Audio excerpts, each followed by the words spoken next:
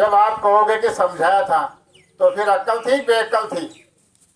जब अक्ल थी, समझ में आ रही थी, तो उसमें समझा क्यों नहीं? अब ऐसा करो, इसको ले जाओ दोजख नरक में, इसको मारो पीटो, पीप वाले नरक में इसको डुबो दो।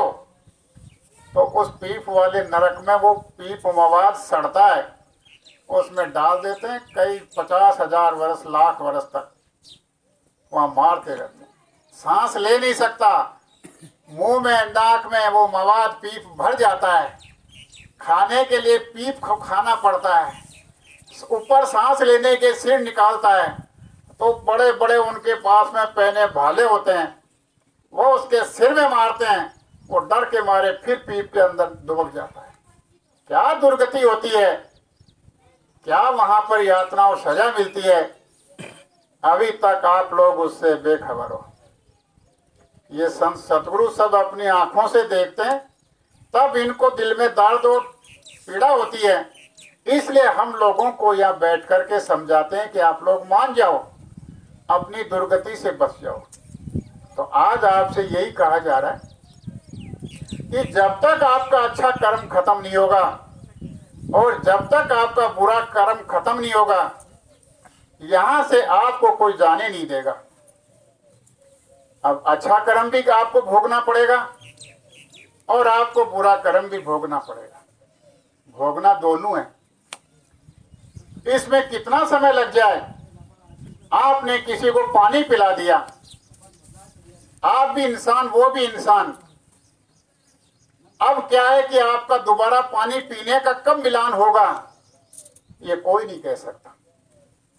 कब उसकी 84 लाख योनियां पूरी होंगी, कब आपकी 84 लाख योनियां पूरी होंगी, कहां किस मोड़ पे आप मिलोगे, कभी सोच नहीं सकते।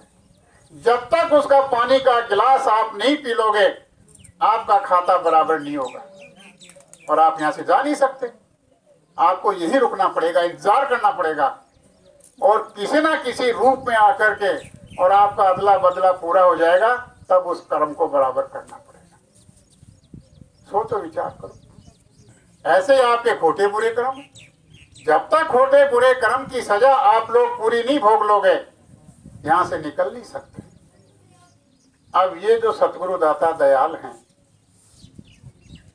ये हम लोगों को समझा रहे हैं कि आप जो अच्छे और बुरे कर्म के बंधन में यहां बंध गए, तो इनको खत्म करो। अब आप लोग अच्छे कर्म की आशा करके, भाई अच्छे कर्म किए हैं, मैंने अच्छे कर्म किए हैं तो मुझे स्वर्ग मिल जाएगा, वैकुंठ मिल जाएगा, बड़ी अच्छी बात है। लेकिन वहां कौन सी मुक्ति मिल गई, वो भी बंधन है, वहां भी आपका कैद खाना है, वो ए श्रेणी का बन गया आपका। भाई ए श्रेणी का है, वहां आपको कोई तकलीफ नहीं, कोई पीड़ा नहीं, कुछ और नहीं, सब सुख सुविधाएं आपको मिल रही हैं, लेकिन आपको आजादी नहीं वहां भी। और जैसे ही आपके वहां पर अपने अच्छे कर्मों का फल पूरा हो गया, आपको ला करके यहाँ फिर पटक दिया जाएगा धरती पर, फिर आ गए आप तो इसी जेल खाने में। और बुरे जो खोटे बुरे कर्म हैं, उन खोटे बुरे कर्मों को ये सोचो कि मैंने अपने जीवन में बेईमानी की तो परिवार के लिए की, मैंने जो बेईमानी धोखाधड़ी की परिवार के लिए किया, झूठ बोला परिवार के लिए बोला, तो आप सब आदरणीय महानुभाव अपने परिवार के लोगों को शाम को बिठा करके और आप इतनी सी बात तो पूछ लो कि मैंने जो कुछ भी खोटा बुरा किया वो तुम सबके लिए किया। किसी की बेईमानी की, किसी की जमीन हड़पी, किसी की झूठी गवाही दी, और कुछ किया, ये मैंने सब आपके लिए किया। तो आप ऐसा करो कि ये जो मेरे खोटे बुरे कर्म है, थोड़ा आप तो भागीदार बन जाओ। परिवार वालों से पूछो कि मेरे जो कर्मों का बोझा है उसमें से थोड़ा तुम भी ले लो। और जब कर्मों की मार आपके ऊपर पड़ने लगे और आपकी हालत खराब होने लगे, उस समय आप चिल्लाने लगो, तड़फड़ाने लगो, एक एक सांस के लिए आप लालायित हो जाओ, उस समय अपनी पत्नी से, बच्चे से, बहू से, बेटे से, बेटी से, सबसे कहो कि थोड़ा सा बोझा तुम ऊंच लो ना, मुझे हल्का कर दो। कोई ले लेगा? कोई नहीं लेगा। कर्मारो संगाती वो राणा, कोई नहीं, कर्मारो संगाती हो राणा कोई नहीं। गुरु महाराज कहते हैं, अरे मन तू जो जिस पे धोखा खा रहा है, तेरे कर्मों का संगी और साथी इस दुनिया में कोई नहीं है, कोई नहीं है। अब गुरु महाराज हम सब लोगों के ऊपर जो कर्मों का भारी बोझा लद गया, अब अति दया करके हम सब लोगों को क्या समझाते हैं कि आप ये जो जीवात्मा शरीर में बैठी हुई है, इस जीवात्मा के मालिक कौन है? ये संत सतगुरु दाता दयाल। ये हमारे जैसा भेष धारण करके हमारे बीच में अपना देश छोड़ करके और इस पराये देश में हम लोगों को लेने के लिए आए यहाँ पर, और अपना परिचय दिया अपना, और बताया कि अगर आप लोग अपनी आत्मा का कल्याण करवाना चाहते हो तो मेरे पास आओ। अब आप लोग कहोगे कि संत के नाम पर तो यहाँ बहुत दुकानें लगी हुई हैं, चारों तरफ संत ही संत लग रहे हैं, जो तिलक छापा लगा ले, रंगीन कपड़े पहन ले, 10-20 आदमियों को आगे पीछे कर ले, गाड़ी मोटरें लगा ले, और वो अपने आप को कहने लग जाए कि मैं संत हूं, मैं संत हूं, मैं संत हूं। अब आप लोगों के सामने तो बड़ी दिक्कत खड़ी हो गई कि किसके पास जाओ, किससे बात करो, किससे कहो अपनी पीड़ा, कौन अपनी पीड़ा को, दर्द को दूर करे। तो आप लोग कम से कम उनका परिचय तो ले ही सकते हो कि भाई आपका परिचय क्या है, बताओ तो सही।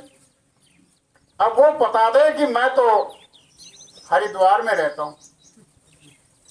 कौन से देश से आए? कि मैं भारत देश में हूँ और हरिद्वार एक स्थान है, वहां पर रहता हूँ। और क्या करते हो? ठीक है, तो सेवा आती है ले लेते हैं, वहां बैठ के खा लेते हैं, खिला देते हैं। और क्या करते हो? बस। अब आगे उसके पास में कोई काम ही नहीं है, क्या करेगा आपका काम? आपकी आत्मा को कैसे विश्वास हो जाएगा कि ये आदमी मेरी आत्मा का कल्याण कर देगा? लेकिन कल्याण करने वाले जो संत सतगुरु होते हैं वो केवल एक ही होते हैं। इस धरती के ऊपर सिंगों के नहीं लहरे, लालों की नहीं बोरियां। जो सिंह होते हैं उनके झुंड नहीं होते हैं, लाल होती है उनकी बोरियां नहीं भरी जाती हैं, लाल तो केवल एक होती है। साधु न चले जमात, जो साधु होते हैं असल में उनकी जमात नहीं चलती। तो कहने का आप लोगों से ये मतलब है कि वो सिंह शेर, वो संत सूरा, वो धरती पर एक ही होता है। और वो जोर से आकर के अपना परिचय देता है सब लोगों के बीच में कि मैं आया उस देश से जहां तुम्हारो धाम, तुमको घर पहुंचाऊना एक मेरो काम। मेरा एक ही काम है कि मैं यहाँ धर्म संप्रदाय बनाने के लिए नहीं आया, मैं किसी का जाति धर्म बिगाड़ने के लिए नहीं आया, मैं किसी की गृहस्थी बिगाड़ने के लिए नहीं आया। इन सब को करते हुए, इन सब के बीच में रहते हुए, जहाँ की तुम रहने वाले हो उस देश से चल करके मैं तुम्हारे इस देश में आया हूँ। किस लिए आया हूँ? तुमको समझा करके, तुम ताकत खो चुके, तुम चलने की शक्ति खो चुके, तुम देखने की शक्ति खो चुके। अब मैं तुमको सारी पावर शक्ति दे करके और सहारा दे करके, मदद दे करके, और तुमको लेकर के मैं अपने घर में उसमें पहुंचा दूं जहां की तुम और हम रहने वाले हैं।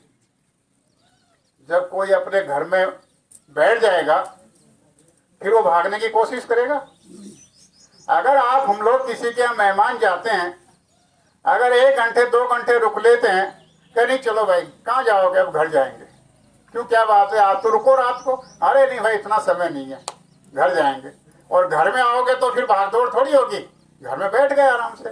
तो जब अपने घर में पहुंच जाओगे तो आपकी सब भाग दौड़, झगड़ा झंझट, बीमारी, आना जाना, जन्म मरण सब कुछ खत्म हो जाता है। अब सतगुरु दाता दयाल क्या समझाते हैं कि जो आपके अच्छे और बुरे कर्म हैं दुनिया में इसका कोई संगी साथी नहीं है। आप अच्छे भी मुझे दे दो और आप बुरे भी मुझे दे दो। है ऐसा? ये सतगुरु दया। ये आपके बुरे कर्मों के संगी, आपके बुरे कर्मों के बोझा लेने वाले, ये सतगुरु दाता दया। जब आप उनके पास में जाओगे, उनसे प्रार्थना करोगे, अपनी जीवात्मा के कल्याण की प्रार्थना करोगे, तो वो अपनी दया से जो आपने गंदगी लाद रखी है, उस गंदगी को, पहले का जो बोझा है, वो बोझा अपने पास ले लेंगे और आपको उस बोझे से मुक्त कर देंगे और ये हिदायत देंगे, आगे समझाएंगे कि आगे कोई ऐसी गलती मत कर देना, नहीं तो उसकी सजा मिलेगी। पीछे का सारा बोझा तो मैंने ले लिया, अब पीछे का तो तेरा खाता खत्म हो गया, लेकिन आगे का कोई खाता चालू मत कर देना। अब मैं तुझे तौर तरीका, भेद, जुगत, ये विधि अपने घर में चलने की बताता हूँ। तो अपने घर में रह करके अपने बाल बच्चों की सेवा करते हुए कहीं जंगल में साधु बनने के लिए मत चले जाना। घर में रह करके और जिसका लेना और देना है वो हमको बीच में रख करके उसको चुका देना, और जिसका चूकना है उसका चूक लेना और अपने घर में चले जाना। गुरु आदेश में तुम काम करते रहना। जब गुरु आदेश में काम करोगे तो आपका न अच्छा लागू होगा न आप पे बुरा लागू होगा, और जो अच्छा है पहले का किया हुआ आपके पुण्य कर्म है, उन पुण्य कर्मों को ये सतगुरु दाता दयाल अपनी दया से उनको परमार्थी में वो डाइवर्ट कर देंगे, बदल देंगे।